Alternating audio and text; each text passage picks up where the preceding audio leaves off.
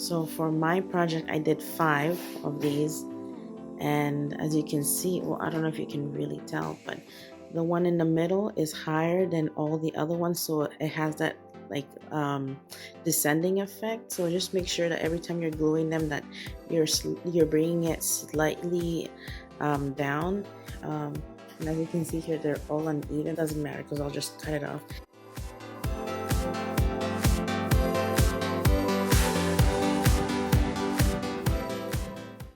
Here is how it's looking so far. So what I'm going to be doing is cutting out like a rectangle size board, and then just try to make it kind of like a shell shape. So I'll be doing this individually for each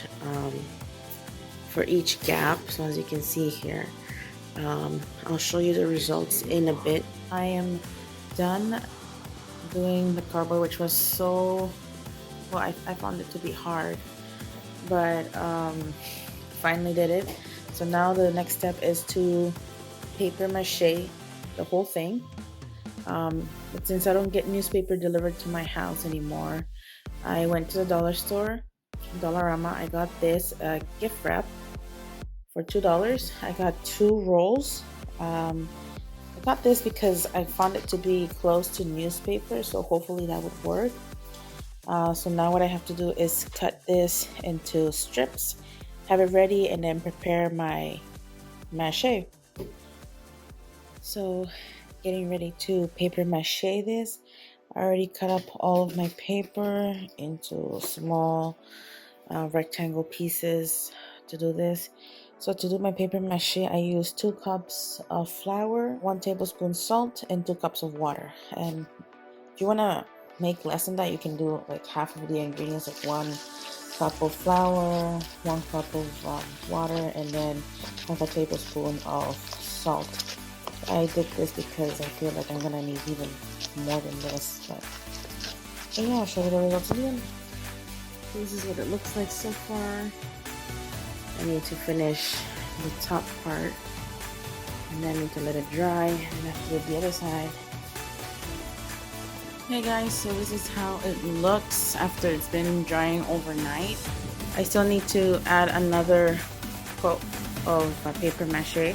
So this part hasn't really fully dried, but this part looks like this because I actually tried to flatten it out because there was like a big bulge there. So I tried to make it look like these ones here.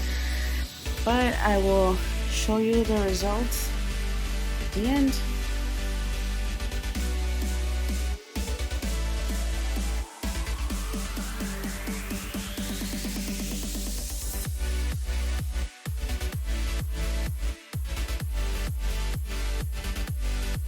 So this was the hardest project I've ever had to do. I didn't think it was gonna be this hard.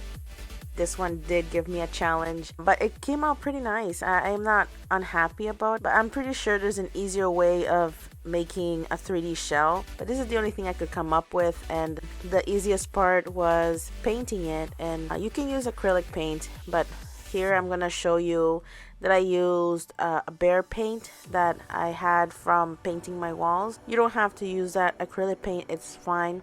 I get my paints from Dollarama. That's where I got the African violet paint, I think it's called. I had the shell 3 different colors. First was white.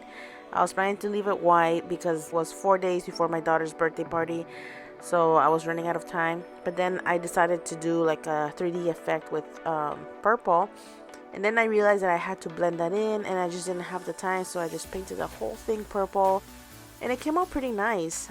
In the end, I added some glitter to it. It looks streaky because it was glue glitter. I didn't think it was going to look that streaky, but it did. But I'm not mad about it. It came out nice. At nighttime, you can't even tell. In person, it looks pretty. It was a mixture of pink glitter, purple glitter, blue glitter, and silver glitter. I hope this video was helpful, and if it was, like the video. If you have any questions, comment down below. I will do my best to answer as fast as I can. Don't forget to subscribe to my channel. I will be adding more videos, so hit the notification bell, and it'll let you know when I do. So many things coming up in the next couple of weeks, so stay tuned for those.